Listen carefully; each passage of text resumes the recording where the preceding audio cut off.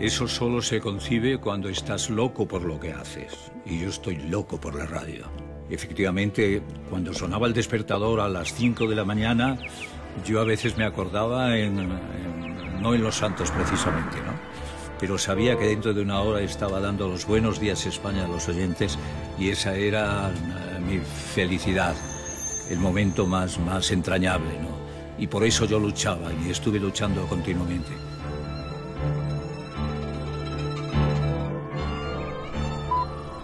Son las 6, las 5 en Canarias. En las mañanas de Radio Nacional, España a las 6. Muy buenos días, saludos desde Son primera hora las de 7 la de la mañana. mañana, a las 6 de la mañana.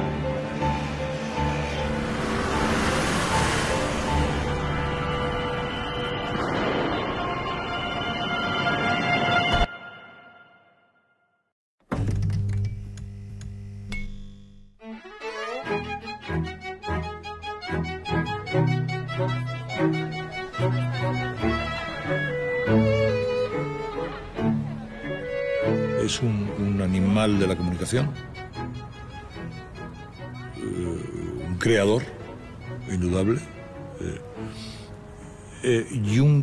y ha confeccionado un prêt-à-porter de la radio que ha vestido prácticamente a todos los oídos de España con elegancia y con efectividad. Luis en el estudio es un espectáculo, había que verlo. Es decir, tenía la mesa rodeada de colaboradores o de invitados y Luis estaba en la antena. O sea, Luis estaba en lo que estaban oyendo los oyentes, de manera que estaba gesticulando con el montador musical, haciendo una señal, cogiendo un papel. Luis del Olmo es Beethoven. Me explico. Si hiciéramos un paralelismo entre los grandes músicos de la historia y los grandes comunicadores de la radio, podemos decir que Bobby de Glané, por ejemplo, es el Johann Sebastian Bach, ¿no? Es el barroco, es el hombre que supo apurar todas las formas de la época, pero sin revolucionar nada. Y Luis del Olmo, siguiendo esa analogía, sería Beethoven, que es un tipo que ahora lo consideramos un clásico, pero que en su momento puso patas arriba su oficio. Una persona con talento para poder llevar a cabo las cosas, con un gran empuje y con un corazón tan grande como su estatura. Luis no solo fue el primero que marcó el camino que los demás seguimos, sino que Luis dio un volantazo tremendo a la radio. Participó en una mutación, no en un camino, una mutación de la radio.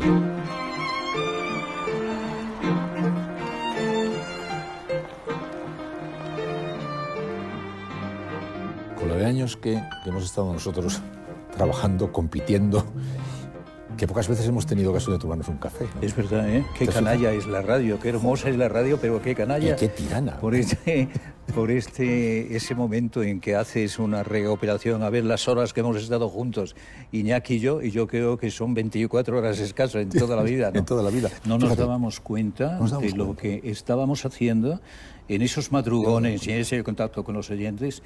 No nos estábamos dando cuenta el bienestar que estábamos haciendo. Mira, yo ahora que me acabo de jubilar hace unos días, 80 años. Ya verás tú cuando cumplas 80 años dentro de... Falta muy poquito. Pero bueno, que de pronto te pide... Esta misma mañana, cuando salía del tren AVE, se me acerca un señor y dice: Luis, gracias por la cantidad de horas felices que me has dado en mi trabajo. Oye, eso es el equivalente a un premio Ondas.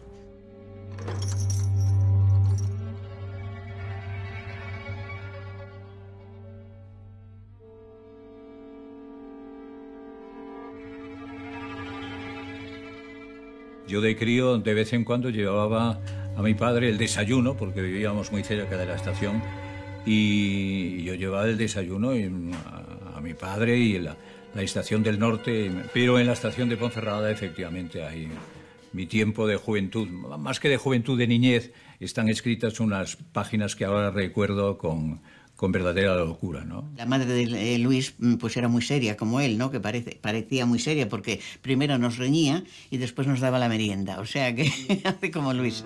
Don Leoncio, que era el practicante, que me trajo a mí al mundo y a mis hermanas también, y teníamos una amistad, y nos permitía a su madre escuchar los miércoles Matilde Perico y Periquín. Y yo veía aquel aparato de radio y digo, qué sueño, ¿no? Y ese sueño se cumple cuando un buen día mi tía, maestra, compra un aparato de radio. Y es la primera vez que un aparato de radio entra en mi casa. Pues la radio era el entretenimiento principal. Era el único medio de evadirse de las muchas penurias que padecía la sociedad española en aquellos años. Y desde luego ese era el espectáculo de la familia. La radio era un catalizador de la vida de la gente y también un aglutinador. O sea, la radio aglutinaba a la gente. La radio la situaba alrededor de ella en las tardes, cuando las mujeres se ponían a escuchar las radionovelas, y en las noches cuando había aquellos grandes programas maravillosos de los sábados por la noche, como Cabalgata fin de semana, o como antes en Radio Barcelona Taxiquey, que nos ponían a todos alrededor de ella. Venía de la escuela y lo primero que recuerdo escuchar era el Conejito Tambor, y después las retransmisiones de los partidos de fútbol y los programas de tarde. Y antes de irme al colegio, la radio mañanera de aquellas épocas, todas las emisoras.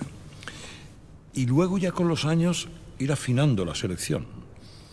Ir afinando, escuchar Radio Nacional de España cuando hacía Victoriano Fernández Asís la rueda de corresponsales.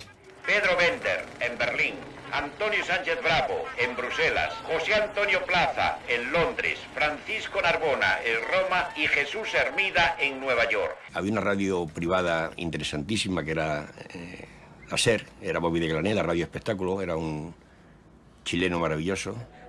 Palizas, se ponía a hablar y no paraba.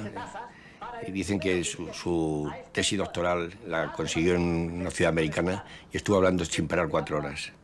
Era inolvidable. Y luego estaba la radio pública, que nace después que la privada, y era una radio pues con unas voces imperiales extraordinarias, la voz de Matías Prat, de don Enrique Mariña de La Coruña.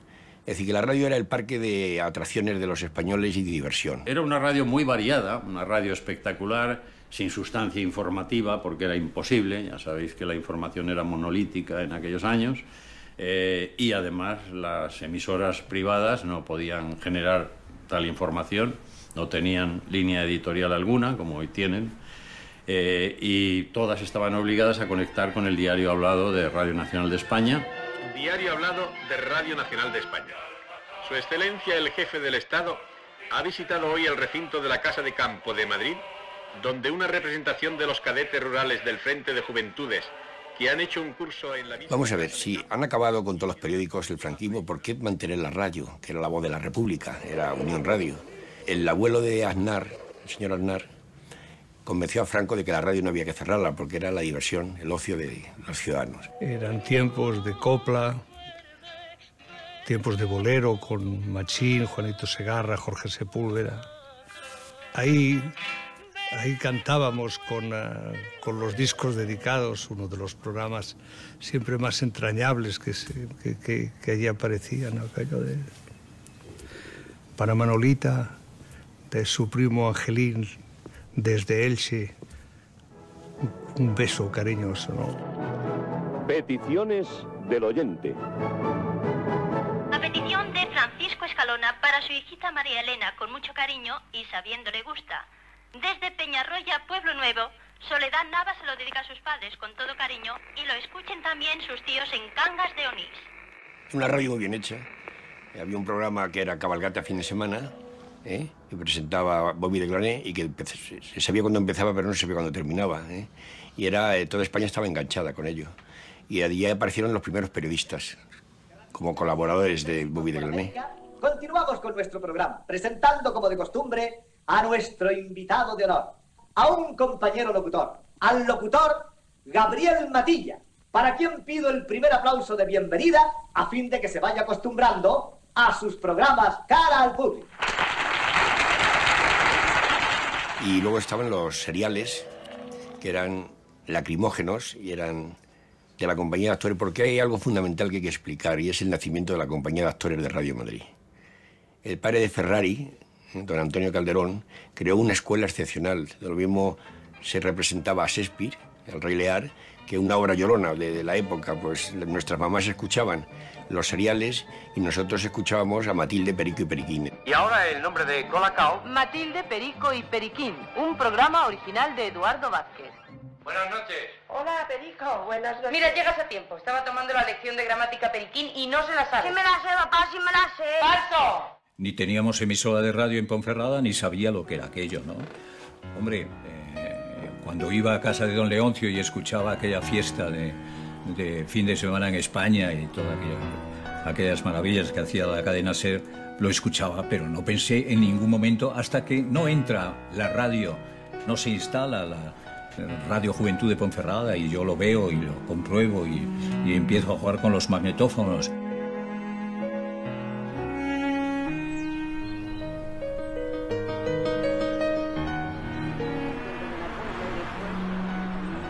En la estación escuela nos enseñaban a modular la voz, e incluso nos decían, pues engolarla un poco, que salga así un poco más grave. Bueno, las personas que tuvieran la voz más aguda, ¿no?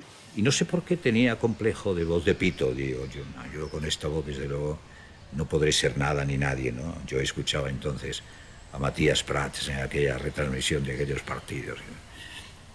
Y dije, pregunté, para que mi voz no suene tan frágil y tan de pito, que tenga la voz bronca, sonora, poderosa, que es lo que tengo que hacer. Y alguien me dijo, fuma, ya verás, después de fumar tendrás una voz. Y dicho y hecho, yo me pongo a fumar como un idiota, de tal forma que casi me rompo la garganta. Las estaciones escuela fueron el semillero de un gran núcleo de profesionales de la radio, de lo que yo llamo la segunda generación popular de la radio. Aquellos que vinimos o llegamos sucediendo a los Matías Prats Cañete, a gente como Ángel Soler, Bobby de Glané, incluso José Luis Péquer, aunque es un poco más joven que Bobby, Ferman, Ángel de Echenique, Enrique Maristani. Todas aquellas gentes fueron la primera generación que se hizo popular en la radio y que hizo popular la radio. Nosotros fuimos los sucesores y puedo asegurar que el 80% de aquellos profesionales salimos de las estaciones escuelas de Radio Juventud, que fue un invento del SEU. Yo no soñaba que aquello iba a ser, que la consecuencia de aquella emisora iba a ser mi futuro, ¿no? Yo, la idea que yo tenía y que tenían mis padres es que terminado el bachiller, pues ingresara en facultativo de Mina, que era lo que hacían todos los compañeros del curso, los 16 compañeros del curso. Que mi padre era jefe de estación de Ponferrada y digo, oye, a mí me gustaría todos los personajes que vienen de Alicia a Madrid o de Madrid a Galicia poder entrevistarle aunque sea 5 minutos. Y yo iba con un magnetofón que pesaba como un demonio a hacer ese reportaje que me servía como estrella para contar a mis oyentes de Radio Juventud de Ponferrada entonces, ¿no? Allí fue donde empecé a tomar en serio la radio, ¿no?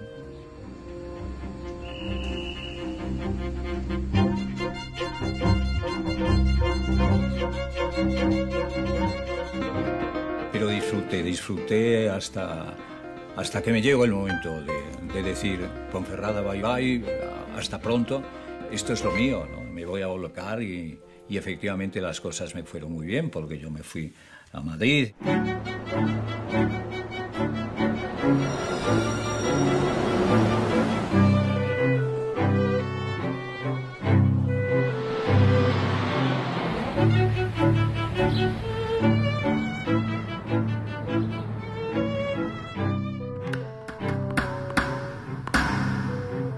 Yo llego a Madrid. Hay un concurso oposición para cubrir 10 plazas en Radio Nacional y Televisión. Era pues el equivalente a la radio más importante que había en América o en Francia o en la BBC de Londres, ¿no?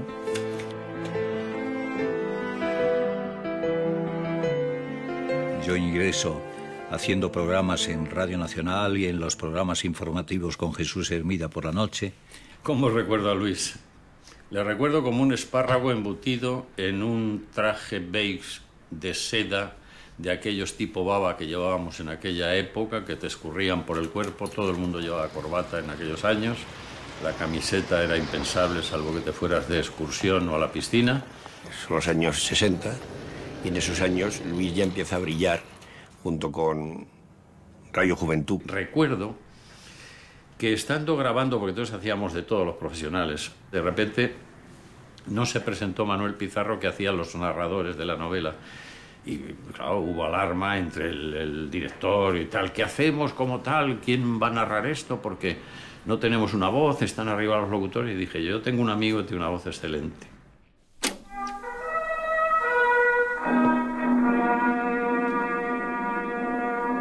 Ben-Hur, narrador Luis del Olmo. Los predecesores de Grato se habían abstenido de mezclarse en las prácticas religiosas de sus súbditos. Valerio Grato, sin embargo, quiso seguir distintos senderos, y una de sus primeras medidas fue despojar a Annás de su dignidad de primer sacerdote y de nombrar para este puesto a Ismael, hijo de Fabo. Al mismo tiempo me iba a los estudios Fonópolis, que eran unos estudios de grabación donde se grababan los programas para la SER, para Radio Nacional. En estudios Fonópolis a mí me enseñaron a colocar la voz. Depende de si era un mensaje comercial o era un mensaje no comercial. El aprendizaje entonces en Madrid en aquellos primeros años ha sido fantástico y no lo quiero olvidar y ni lo olvidaré nunca, ¿no? Estaban tiesos. Luis del Olmo trabajaba en 4 o 5 sitios, dormía en la cocina cuando llegaba. Para hacerse un traje tenía que pagarlo a plazos. Dicen que le tomaban medida de los trajes en la Gran Vía. Había señores sastres que te tomaban medida en la Gran Vía mientras andaba. Era una vida muy precaria, pero muy divertida, muy bohemia, muy bonita, donde hacíamos locuras para sobrevivir. Ay, son 6 años felicísimos, 6 años en los que me enamoraba de la primera locutora que tenía enfrente. Yo, a medida que iba trabajando en distintas emisoras, me volvía loco con la compañera que tenía enfrente, ¿no? Y la verdad es que con los amores y con mi otro amor a la radio he pasado en Madrid, yo no te digo los mejores 7 años de mi vida, porque he pasado años de mi vida felicísimo en Asturias, en León, en Ponferrada y aquí en Barcelona, ¿no? Pero lo he pasado muy bien, inolvidables esos días.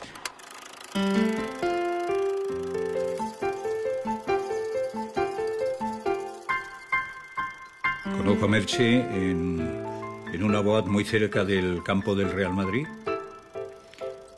Me llama la atención el desparpajo que tiene esta muchacha. Si el flechazo existe, el flechazo se dio aquella tarde de Madrid inolvidable. Te voy a dedicar una canción en Radio Juventud, me parece que era.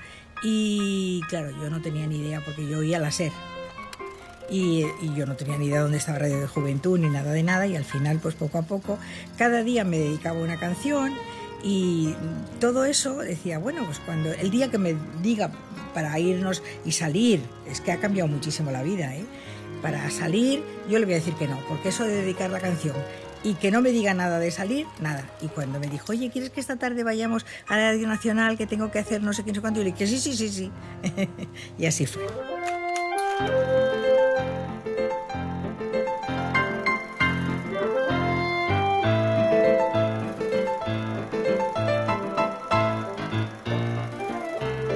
Yo estaba haciendo un programa en Madrid que se llamaba Las tardes del domingo, desde las 3 de la tarde hasta las 8.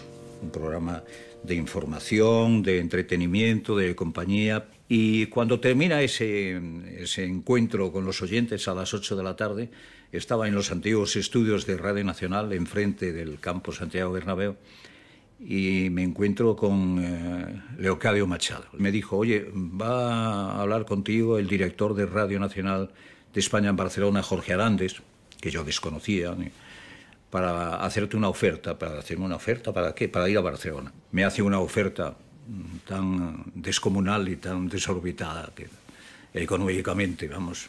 Yo no podía presumir en aquellas cifras. Y al cabo de unos minutos yo le digo, déjame que hable con mi mujer. Y entonces pensamos, bueno, nos vamos y luego cuando nos interese nos volvemos otra vez.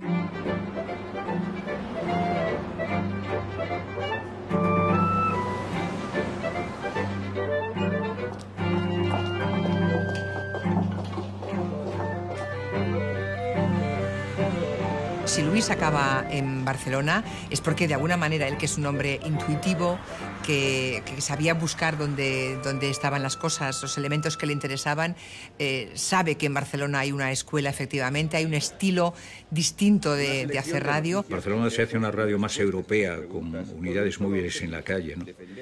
Y aquello fue lo que me convenció definitivamente para aceptar la invitación que me hizo Jorge Arandes. Y a partir de ese momento yo empiezo a hacer programas relacionados con el mundo de la publicidad por la tarde. Yo tenía una unidad móvil y me paseaba por toda la ciudad condal buscando personajes. El triunfo de Luis se explica por la doble militancia. Él hace aprendizaje en Madrid y en Barcelona, y entonces es la primera vez que se funden estas dos radios, que son las dos grandes radios de España. Porque es que Luis ha hecho de todo, radio pública y radio privada. Y bueno, estamos en los años 60 y entra ya por la puerta grande de Radio Nacional de España.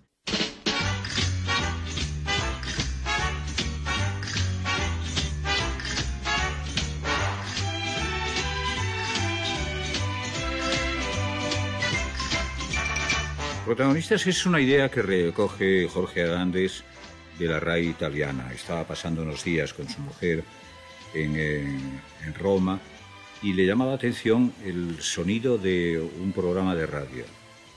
Un programa de radio que entrevistaban a la gente de la calle y inmediatamente después a un ministro y después a un enfermo. Y esa idea la trae a Barcelona, la incorpora a la programación de Radio Nacional de España y le cede los trastos maravillosos del micrófono a José Ferrer.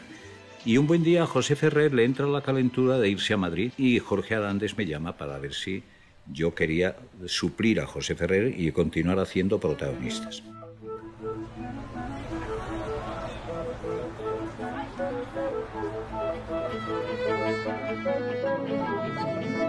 Ha sido siempre un sitio emblemático para nosotros especialmente, porque efectivamente está en la esquina de donde pasamos tantos y tantos años de radio y pensamos, ¿por qué no? Así nos reencontramos en el verano. Porque es un bar muy típico de Barcelona. Antes era más que ahora. Y segundo, porque está muy cerca de donde estábamos. Durante un tiempo estuvo la emisora, aquí en Montaner Diagonal. Nunca soñé con poder estar en ese programa líder de audiencia. Yo cuando estaba estudiando en la facultad decía, bueno, en algún periódico. Y cuando me llamó Luis, con el que ya había colaborado en Radio Nacional, para decirme, ¿te incorporas? Yo pensé, qué miedo, no voy a saber hacerlo. Y fíjate si he estado años y años. Y hay un detalle que es muy importante. Está basado en el respeto. Luis siempre nos ha respetado a todos los colaboradores, a las personas de redacción, y eso permite que se pueda estar con él tantísimos años. Se hacía radio musical y entrevistas a algunos escritores. Había escritores, el régimen tenía escritores de bastantes, y a cantantes. A cantantes, pero claro, Luis lo que pasa es que escogía a cantantes que después fueron muy amigos. Por ejemplo, Serrat, de aquella época. Los dos grandes amigos que tenía en aquella época eran Serrat y Peret. Peret se compraba las chaquetas que se compraba Luis. Luis era muy presumido como una chaqueta carísima.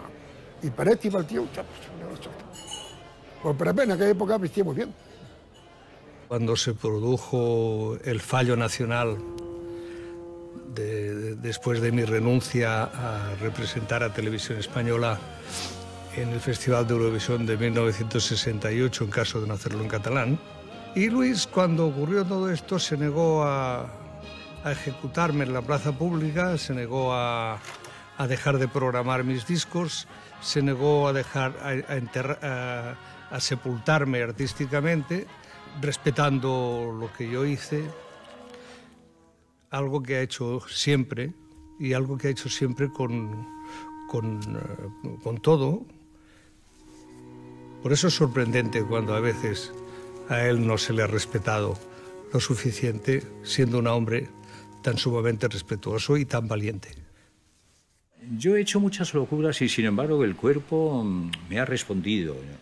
Pero en una ocasión caí enfermo, tenía unas fiebres extrañísimas, unas fiebres que me permitían estar en casa y hacer el programa en casa y recibir a los invitados en casa. ¿Qué hacía usted en la cama de Luis del Olmo y con un micrófono?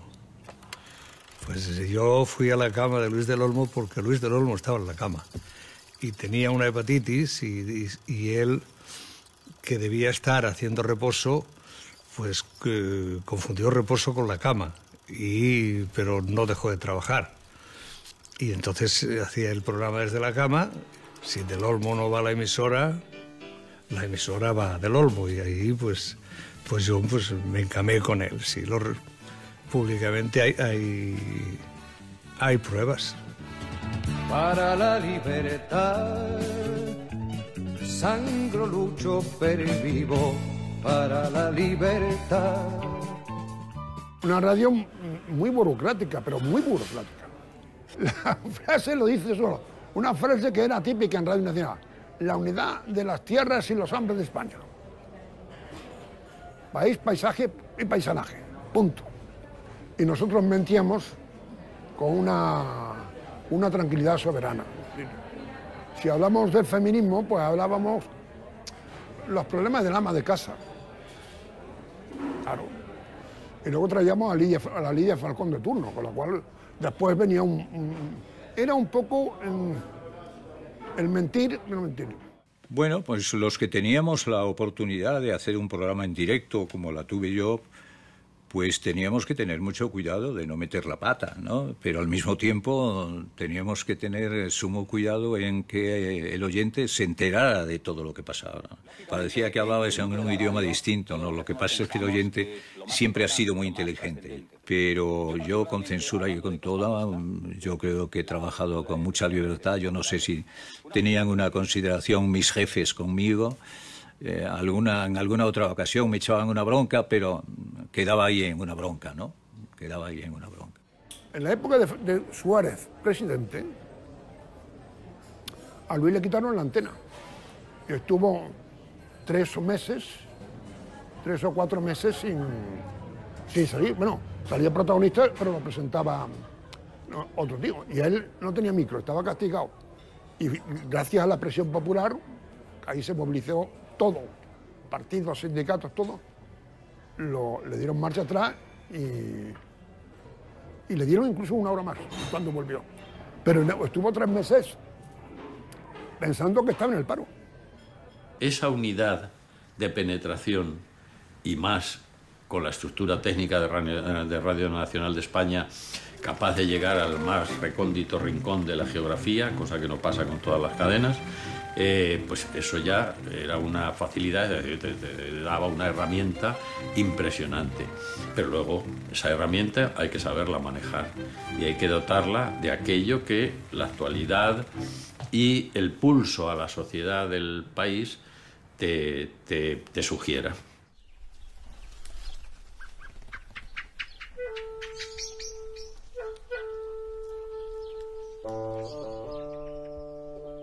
Yo creo que Luis del Olmo, en el programa Protagonistas, que empezó en el año 73, lo primero que hacía era dar los buenos días a España, y a continuación ya la segunda palabra era hablar de su Bierzo querido y la tercera palabra hablar del Botillo. O sea, algo especial. Contaba antes que en mi casa, cuando se tomaba vino únicamente, o cuando mi madre no le daba un poco de vino, es en Navidades, aprovechando que tomábamos el botillo y con el botillo un poquito de vino. En el resto del año nada, el vino era para las personas mayores, ¿no? Es un plato que sale de la necesidad, ¿no? De la improvisación, de decir, pues, ¿qué hacemos? Y al final no se tomaba...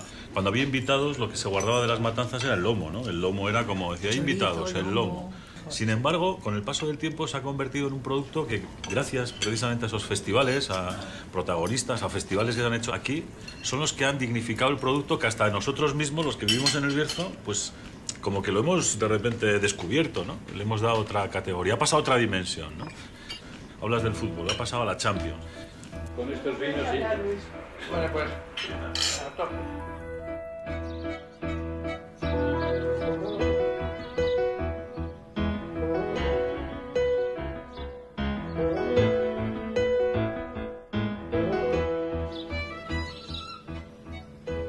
Yo presumo de tener los dos museos y los únicos museos de radio más importantes de España. El Museo de Radio de Ponferrada y el Museo de Radio de Roda de Bará. ¿Cómo empieza? Recién casados estamos en Canarias y tomando el sol en una de las magníficas playas se acerca un señor. Me saluda, señor del Olmo, yo le escucho en Radio Nacional de vez en cuando y tal. Y yo tengo una colección de radios antiguas y si usted me permite, me gustaría regalarle un aparato de radio antiguo. Digo, bueno, pues encantado, muchas gracias y tal. Regresamos a Barcelona y me encuentro con un aparato de radio inglés maravilloso, de los años 30. Y la verdad es que estoy orgulloso y la gente cuando conoce y cuando visita esos museos sale entusiasmado, ¿no?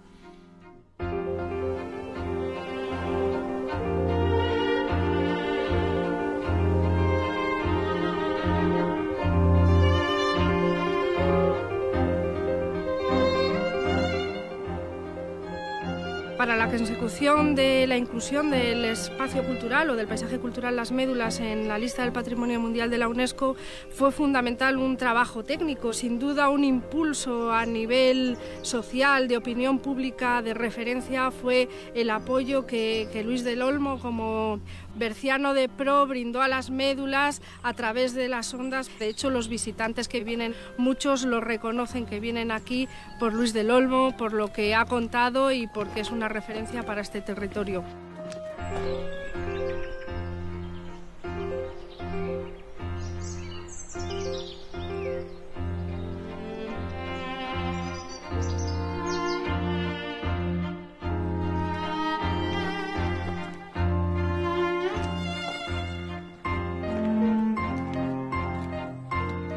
No te puedo explicar ese enamoramiento que tiene porque realmente es muy bonito, pero es que todo es maravilloso. La cecina mejor que el jamón, el botillo mejor que el botillo gallego, el tiempo maravilloso, el sol fenomenal, el vino, eso ya es el mejor del mundo, o sea que eso no tiene explicación. Desde el primer momento hemos pensado que A Toda Radio podía ser, en resumen, algo que interese a la ciudad y al ciudadano. Mi llegada a la radio fue con tantísima ilusión como la primera vez que pisé televisión.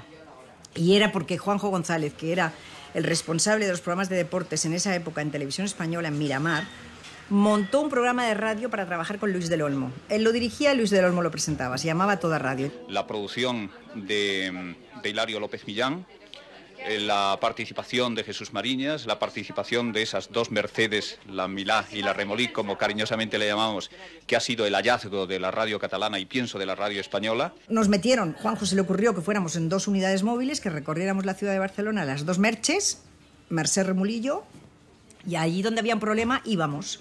Nos hicimos famosas, la verdad, porque las unidades móviles tampoco eran tan conocidas en la época. Y hacíamos la radio en la calle, pisando la calle. Eso era A Toda Radio. Mercedes Milá y Mercedes Remolí en las tardes de Radio Peninsular eran las auténticas divas, ¿no? Lo que no se le ocurría a ellas, no se le ocurría a nadie, ¿no? Buenas tardes, Cataluña, Valencia y Baleares, les habla Luis del Olmo. Esto es A Toda Radio, ese servicio sonoro para el ciudadano. El paso de Luis a la radio privada se produce porque estaba haciendo 3 programas. Uno que duraba 4 horas por la mañana, uno de 2 horas a mediodía y otro por la tarde. Es decir, en ese momento se aplica la ley de incompatibilidades y al aplicar la ley de incompatibilidades en el 82 el gobierno socialista o trabaja en uno o trabaja en otro. No lo querían dentro. Cuando que dentro era un problema. Es decir, mira, si nos lo quitamos de en medio, se va a la privada, es un problema menos. Y así no tenemos que luchar con... Y es lo que hicieron, se lo quitaron en medio. Pensaban que lo iban a destruir y luego lo construyeron, lo hicieron más grande. Se portan un poco regular con él porque le cuestionan que cobre 2 sueldos elementales, cortos, y entonces llegan los curas y se lo llevan a aquel huerto y deja desmantelada la casa. Entonces, bueno, pues Fue una tragedia para la radio pública y un chute de legitimidad para la otra cadena, porque Luis es flautista de Amelín, se lleva a los oyentes, el único en la historia de la radio que ha hecho esto. Yo soy el único incompatible en aquel momento, porque luego eso se olvidó, ¿no? Coincidieron las dos cosas, ¿no? Pero si te digo la verdad, si soy sincero, la oferta económica que me hizo la COPE me hizo tambalear de alegría y de felicidad.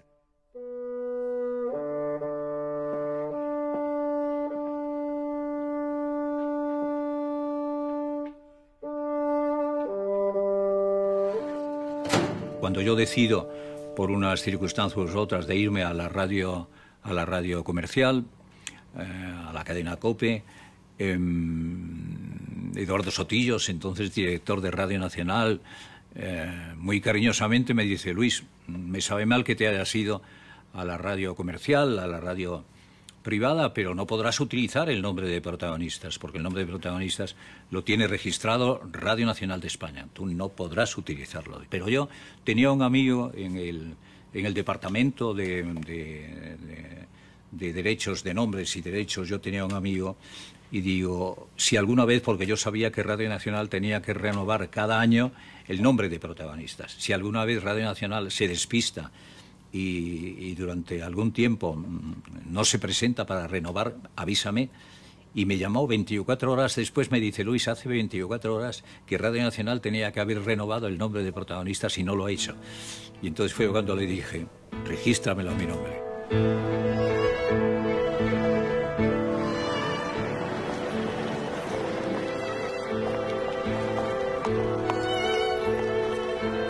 Empiezan ya las filias, fobias, hostilidades, no hostilidades, ¿no? A medida que nacen otras cadenas. A medida que nacen otras cadenas, a medida que el poder público otorga o no otorga licencias de radio, de televisión, se encabrita aquello mucho, ¿no? A mí también alguien me tentó para decir: oye, pues también, ¿por qué no te haces tú? Y yo dije: yo no me voy a hacer con eso, porque yo quisiera saber, a toro pasado, ¿qué experiencia tienes tú de eso? ¿Te arrepientes de haber entrado en ese tipo de territorio con respecto, no? Yo tenía el afán, digo, bueno, cuando me retire de la radio, seré un empresario de la radio. Claro. Yo llegué a tener 20 emisoras. Claro. 20 emisoras que luego vendí, ahora las tengo medio alquiladas a la cadena COPE, por cierto, sí.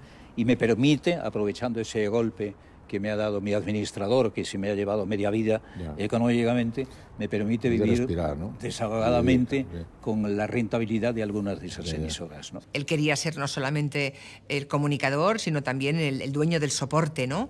Y consiguió muchas licencias de radio, nunca suficientes para armar una cadena, pero luego sí que se asoció a otras empresas, ¿no? Coyunturalmente. Heridas... Bueno, las propias de mezclar la comunicación con la gestión empresarial. Uno puede ser extraordinario en la comunicación, pero ser un mal gestor o un mal empresario. Y Luis vivía por y para la radio, por y para Protagonistas, no por y para la empresa. Levantamos una copita por su salud. Le voy a dar el botón. A ver, voy. Me parece el Luis, tejidos y novedades, que te jodes y no ves nada. Sí. Ay, qué malo. Protagonista fue rentable a los 3 meses. A los 3 meses de empezar en la COPE ya daba dinero. Con lo cual, máxima libertad. Máxima libertad dentro de la máxima responsabilidad. Ese era el lema. Hay algo fundamental, y es: la radio le presta el discurso a la clase política que no tenía. La clase política era torpe porque no había tenido tradición democrática, y la radio, que había ya experimentado y se había estirado, cede el discurso que le faltaba a la clase política. El formato de Protagonistas es imbatible por varias razones. Primero, por el criterio que utiliza para escoger la información, los protagonistas de la información. Segundo, por el trabajo sólido de documentación y de aporte. Y tercero, por el olfato de Luis y la puesta en escena de Luis. La clave de Luis está en haberse inventado un formato que luego hemos seguido todos los demás. El magazine como tal, la primera tertulia, las primeras secciones de humor elaborado en la radio, Eso lo inventa Luis del Olmo. La radio viajera, esa radio que se emite desde lugares de cara al público, en el que los oyentes comparecen. Luis del Olmo consiguió hacer que su producto fuese distinto a todos los demás, que fuese una marca, que lo consiguió sin proponérselo. Una marca, la de Protagonistas, que no es otra que la de sí mismo. O sea, Protagonistas es Luis del Olmo. Yo lo pasé tan bien, me divertía tanto, pensaba que estaba haciendo un programa en beneficio de los ciudadanos que necesitaban información y necesitaban entretenimiento. Por eso, inmediatamente, yo creo las tertulias con los personajes periodísticos más importantes que hay en España, y entiendo también que los ciudadanos necesitaban humor. Por eso ponemos en marcha el espacio más importante que ha existido en la historia de la radio, con los humoristas más importantes también, desde Tipicol hasta Gila, Antonio Mingote, Alfonso Ursía, Chumi Chumer, Sumer. Buenos días, señoría. Buenos días, bienvenido. ¿Que cómo queréis que empiece esta nueva temporada? ¿Saludando a Luis del Olmo? ¿Saludando a toda España? ¿Saludando a mis colegas? ¿Saludando a Chumi Chúmez, el de las ingles moradas? Aunque este año, señores, aún no se ha operado de nada. ¿Saludando a don Alfonso Ursía, el hombre que versa y fabla con su amigo Juan Pineda, mariquilla enamorada, que va mostrando a doquier sus dulces y blancas nalgas? El humor que se había hecho en la radio antes de Luis del Olmo era un humor encapsulado, un humor al que se le daba su tiempo, y transcurrido el cual se cambiaban a otros asuntos y se hablaban de temas serios. Pero la visión que se tenía de ese humor pre-del Olmo, anterior a del Olmo, era un humor básico en sí mismo, es decir, no tenía esa connotación intelectual que le dio Luis del Olmo. Es decir, Luis del Olmo prestigió el humor. Claro, cuando tú metes a 7 genios como estos en una olla, hombre, y los coordinas bien, y les tienes contentos, estos 7 genios te darán momentos inenarrables de la radio. Recuerdo que hace años me regalaron una gamba. Mira, dormía en los pies de mi cama, la cama. Salía de paseo con las amigas. Claro, los chicos la chicoleaban. Y ella se ponía colorada, que parecía que estaba recién cocida. Pero era la alegría de la casa, Luis. ¡La casa! Hablar no hablaba mucho. No, pero con la mirada te lo decía todo. Él es exigente, quiere que las cosas salgan bien, y para mí, cuando yo ya le conocí en una época más blandito que Antonio, pero cuando entré en el equipo pensaba, este hombre se va a poner a chillar, yo me voy a levantar y me voy a marchar, y me tiré tantísimos años, 40 no, pero muchos con él. ¿Y por qué? Porque sabe incentivar, es decir, cuando te pide algo, luego, si el resultado es bueno, viene, te da un abrazo, te da un beso. En ese sentido, es un magnífico jefe. Sí, es verdad que los boletines horarios, por ejemplo, se oían las broncas al equipo, ¿no? Era un hombre tremendamente exigente. Pero de la misma manera que era apasionado y que elevaba la voz y que decía barbaridades y que apretaba muchísimo a su equipo, a todos sus miembros, al cabo de 5 minutos, a Luis se le había olvidado. No he conocido a un tipo menos rencoroso. Podía arrojarte una máquina de escribir a la cabeza o comerte a besos. Se lo he dicho de buenas maneras. Bueno, me puedo poner así, si yo se lo digo también de buenas maneras, señoras. No, pero yo se lo puedo decir así o le puedo aplaudir. Aplaudir no le voy a aplaudir. No. Yo hago a mi manera las entrevistas, vengo haciéndolas hace muchos años. Yo no me caso con nadie ni con Dios.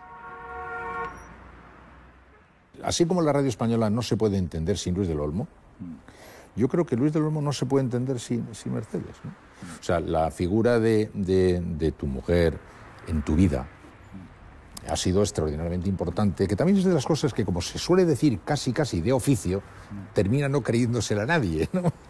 Yo te agradezco mucho, Iñaki. Pero es justo o no es justo. Que hables en esos términos es de mi mujer, porque si lo dijera y si lo contara yo, alguien diría se está pasando con su mujer.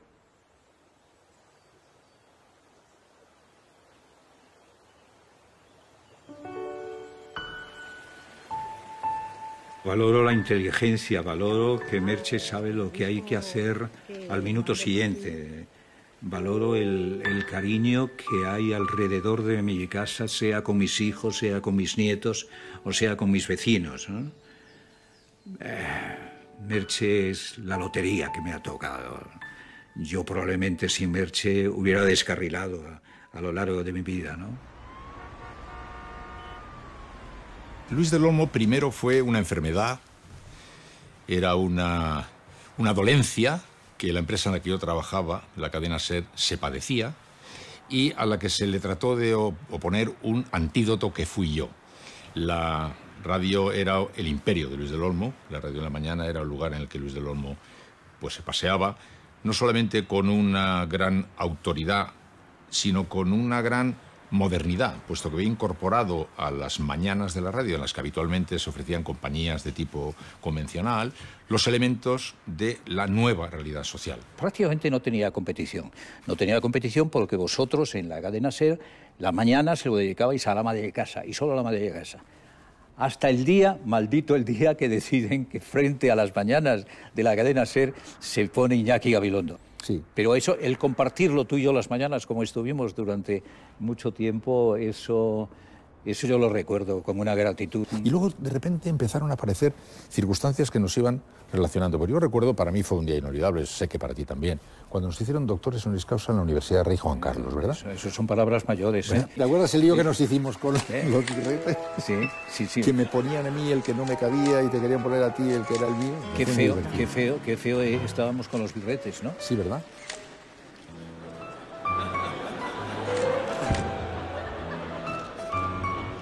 Viviendo en competencia, con los públicos divididos, sin embargo, nosotros sentíamos una profunda complicidad de sabernos los dos participantes en una carrera que los dos sabíamos que era importante, que era agotadora y que estaba reclamando lo mejor de nosotros mismos. Atravesó lo más oscuro de la selva hasta que una ratita presumida se cruzó en su camino. ¿Has visto a la leona, ratita presumida? Está en su casa, escuchando Protagonistas. ¡Oh, macho, qué paliza! Oye...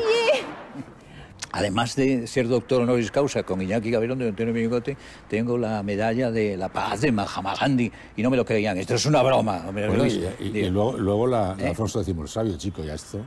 Bueno, lo de Alfonso X el Sabio, yo estoy de verdad que no me lo creo todavía.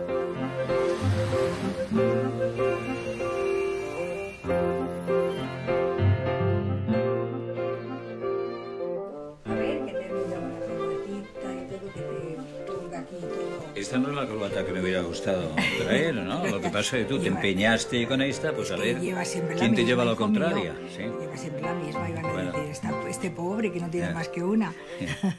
¿Ha merecido la pena? Sí. Estoy orgullosísima, sí. O sea, que vas a recibir este y el cariño de toda tu familia y de todos tus hijos, que es lo más importante.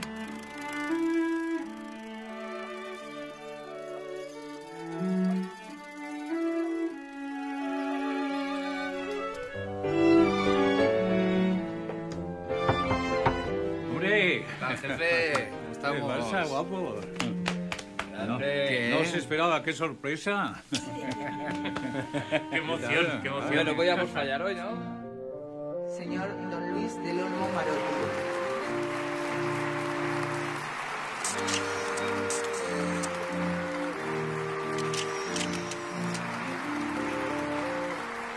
Luis ha sido un hombre que no solamente no ha temido al talento ajeno, a la altura intelectual, a la brillantez ajena, sino que la ha perseguido, la ha buscado para ponerla a su lado. Y eso también le hizo muy grande. Pero si eres consciente de que no tienes por qué ser el más brillante, ni el más culto, ni el más listo, tener a tu alrededor gente muy buena hace que tú brilles mucho más.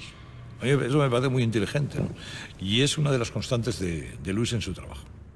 Si alguna vez el éxito se me hubiera subido al coco, hubiera cometido la torpeza más importante de mi carrera. Y yo creo que esa asignatura la tengo aprobada. No se me ha subido al coco el poderío que sin duda tuve, porque yo sabía que ese poderío Me lo daba el micrófono, la cadena y el equipo con el que yo trabajaba.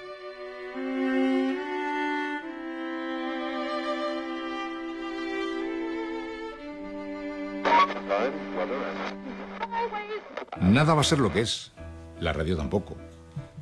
No vamos a encontrar las emisoras tal vez como las encontramos. No sé qué va a pasar, pero para mí va a seguir existiendo la radio mientras exista ese mecanismo a través de la voz que sea compatible con cualquier actividad, que pueda estar simultaneándose con la acción, que pueda establecer la comunicación corazón con corazón, como el tic-tac de otro segundo corazón que vive contigo en horas, minutos y segundos. Eso es lo que estoy seguro de que va a existir.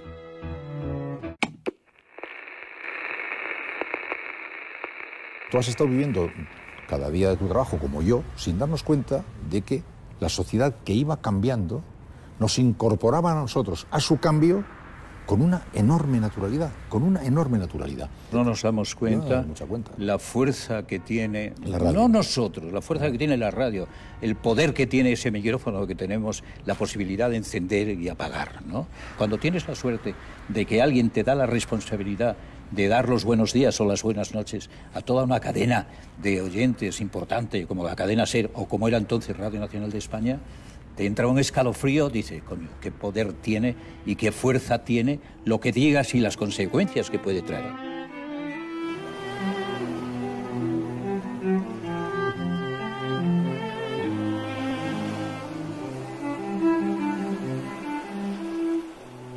Luis el Olmo es lo que queda de aquel muchacho que nació en Ponferrada, al lado de las minas y de los botillos.